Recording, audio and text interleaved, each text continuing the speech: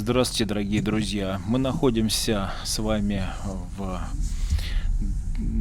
Московской области. Это у нас городской округ Химки, и мы начинаем свое движение от пункта взимания платы, который называется пункт взимания платы Москва. Это у нас парковка, есть офис обслуживания клиентов. Вот так он выглядит по-современному. Видеонаблюдение, современные отделочные материалы. Ну и позади него находится как раз вот пункт взимания платы. Также есть современные туалеты, которые вы видите. И вот такие многочисленные съезды, современные развязки и, как еще раз я уже говорил, пункт взимания платы Москва. За пунктом у нас в районе 2-3 километров расположен сам аэропорт Шереметьево. Ну и трасса, которая в ту сторону, в которую мы смотрим, это как раз в сторону Санкт-Петербурга. Ну а в противоположную как раз она нас приведет в сторону Москвы. Ну, естественно, она доходит у нас до МКАДа. После МКАДа идет СВХ. Многие зрители просили показать эту современную дорогу, рассказать немножечко о ней. Ну и также о СВХ. Это у нас уже новая магистраль, которая будет связывать 3 округа. Она еще строится. И в дальнейшем мы уже получим магистраль, которая будет связывать 3 округа столицы. Это у нас будет север, восток и юго-восток.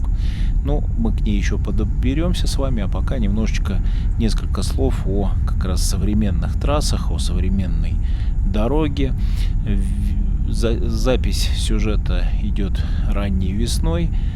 Немножечко шипы повыедали разметку, но буквально пройдет некоторое время, потеплеет, и она будет заново нанесена, как и на многих других автомагистралях, а также дорог, которые прилегают к самому городу, ну и также на те, которые находятся в черте самого города. Итак, что из себя представляет трасса? Вот такая вот ширина, которую вы видите, она и расположена с противоположной стороны от нашего движения. Конечно же, навигация, конечно же, видеонаблюдение, современное освещение, как вы видите. Вполне достаточно этих фонарей, чтобы полностью осветить дорожное покрытие. Ну, как я уже говорил, что движение у нас в сторону города происходит. И вы видите, что нас сопровождают зеленые знаки. Это говорит о том, что здесь проходит магистраль. Вы будете также наблюдать некие съезды. Для вас это будет достаточно информативно, особенно для тех, кто часто пользуется разными объездными дорогами. И вот как раз у вас есть такая возможность посмотреть на то, что из себя представляет данная трасса. Возможно, вы сделаете какие-то свои заметки, какие-то свои наблюдения, которые в дальнейшем вам помогут выбирать маршруты, которые будут не загружены. Ну и также помогут вам добраться с одного места в другое. Как я уже повторюсь, что Москва получает свое развитие, дороги помогают разгружать основные трассы, ну и данная трасса фактически дублирует движение как по Дмитровскому шоссе, так и по Ленинградскому шоссе с противоположной стороны. Как вы уже увидели, на съезде был указатель в сторону Химок. Вот так вот застраивается городской сектор, который расположен за пределами Московской кольцевой дороги. Ну и, конечно же, постоянно нас будут сопровождать съезды, шумоотражатели, особенно там, где есть населенные пункты. Ну и бесконечные эстакады, развязки сложные тоже нам предстоит посмотреть. Итак, значит, движение у нас весной происходит. Видно, что снежный покров где-то уже начинает сходить. Ну, я выбрал именно такое время года для записи, для того, чтобы можно было посмотреть, больше увидеть, потому как в летнее время зеленый ковер застилает как бы все обзоры, все виды, и просматриваемость падает. Повезло нам и с погодой. Ну а также движение происходит в выходной день, не очень большое количество машин, но в принципе и в будни также примерно происходит здесь вот на этой дороге такая же примерно загруженность. Постоянно будут сопровождать указатели, которые вы видите, а также знаки о скоростном движении. И хотел бы обратить ваше внимание на то, что очень широкая дорога, фактически она без светофорная,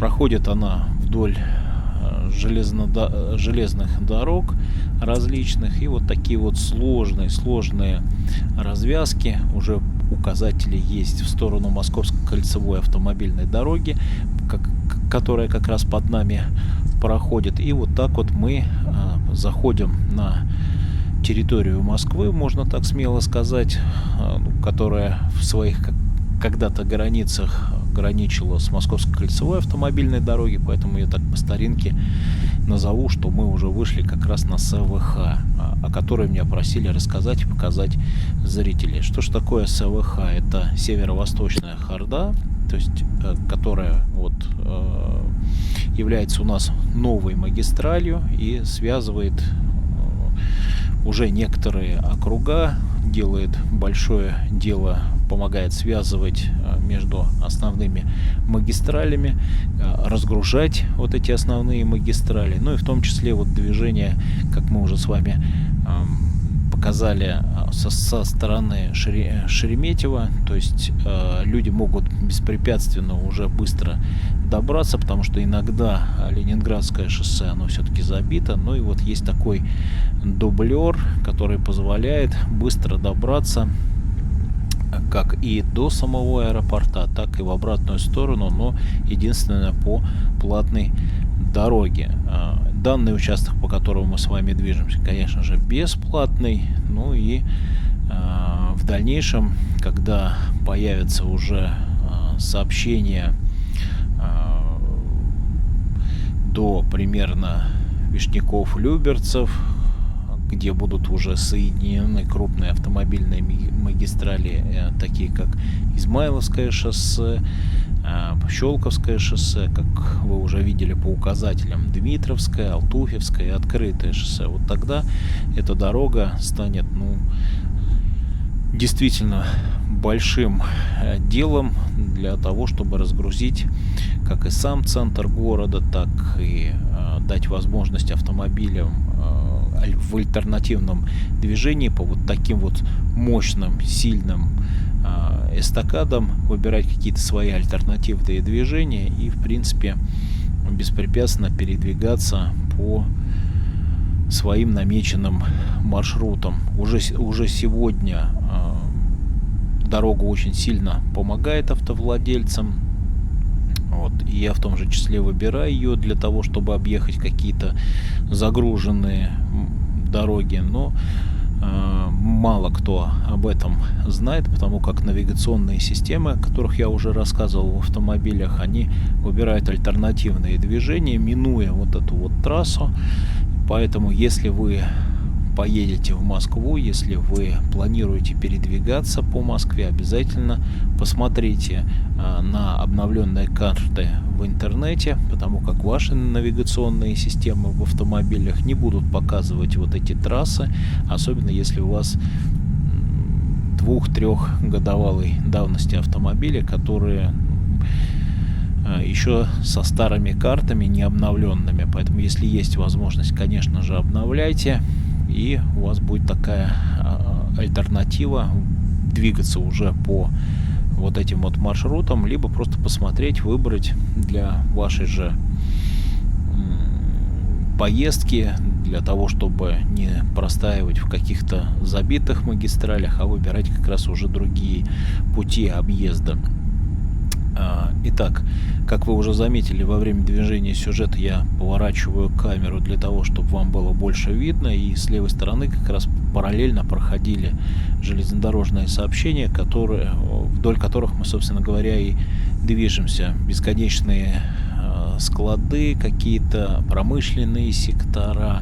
Вот вы видите с левой стороны морские контейнеры поступают сюда железнодорожным транспортом. И вот все это как раз нам доступно при движении по данной трассе, которая, в принципе, как говорили строители, дорожники, достаточно плотно принесла работы какие-то, потому что много приходилось перекладывать путей, много разных моментов приходилось обходить. Вот вы видите, то мы возвышаемся по определенным эстакадам, где-то занижаемся. Очень сложные развязки здесь. Ну, в плане дорожной навигации, на мой взгляд, все классно сделано, все читаемо, не заблудитесь, даже если, как я уже говорил ранее, ваша навигационная система не показывает движение. В принципе, можно примерно понять, в каком направлении, куда мы движемся. И вот благодаря этим большим знакам, которые, кстати говоря, тоже находятся в читаемом состоянии, подскажут вам примерный ориентир, примерное место, где вы движетесь. Конечно же, ближе к сезону пройдет акция у нас и чистый автомобиль, пройдет и уборочная техника. Здесь отмоют вот эти шумопоглощающие щиты, которые расположены вдоль городского сектора, и все приобретет соответствующий вид с соответствующими полями, пейзажами. Вот примерно вы видите, а также застройки, новостройки, жилые сектора. Ну и, как я уже говорил, где-то мы возвышаемся, где-то мы опускаемся, но в целом магистраль показывает нам широкую дорогу, по которой, в принципе, нет такого ощущения, что мы где-то проходим под какими-то крупными трассами, где-то какие-то развязки минуем, где-то какие-то, наоборот, туннели небольшие проходим, углубляемся, поднимаемся. Все это за счет того, что трасса сделана на высоком уровне. И вот как раз здесь вот она пока заканчивается. Мы уходим в сторону Дмитровского шоссе, которое выводит нас в сторону центра. Вот этот участок как раз еще пока не доделан. Он будет в дальнейшем набирать свою силу и протягиваться дальше. С левой стороны вы уже видите Останкинскую башню, показалось, то есть район ВДНХ. Ну и вот так вот будут съезды позволять водителям выбирать как раз объездные маршруты для движения по каким-то определенным маршрутам, чтобы у вас была возможность выбора, чтобы вы не проставили в городе на основных трассах. Вот чем больше таких будет трасс, соединяющие вот эти вот как раз основные магистрали, тем будет меньше дорога принимать на себя пассажиропоток, а также автопоток, какие-то перевозки будут тоже передвигаться, выбирать какие-то объездные пути. И все-таки вот благодаря таким хордовым сообщениям город потихонечку разгружается. Конечно же, есть и запрещающие знаки в плане парковки на этих дорогах, на этих трассах. Потом есть полосы для общественного движения. Увидите, что с правой стороны как раз идет поток автомобилей с шашечками, которые перевозят людей. Ну и поскольку мы движемся в воскресное время, как я уже говорил, то есть еще и люди, которые знают правила дорожного движения. А у нас в воскресные, подчеркиваю, и праздничные дни движение по этим полосам разрешено. Ну, о чем свидетельствуют автомобильные знаки, которые висят над данной полосой. Поэтому водители выбирают эти полосы и беспрепятственно движутся. В рабочее же время, конечно же, здесь идет перевозка пассажиропотока городским транспортом. Это троллейбусы, автобусы, такси, маршрутные такси. То есть то, что как раз перевозит жителей города, гостей столицы верхним наземным транспортом. Вот такая у нас с вами получилась небольшая экскурсия по одному из участков СВХ, это Северно-Восточная Хорда. Ну и также немножечко мы затронули трассу М11, которая нас привела сюда, в район Дмитровского шоссе.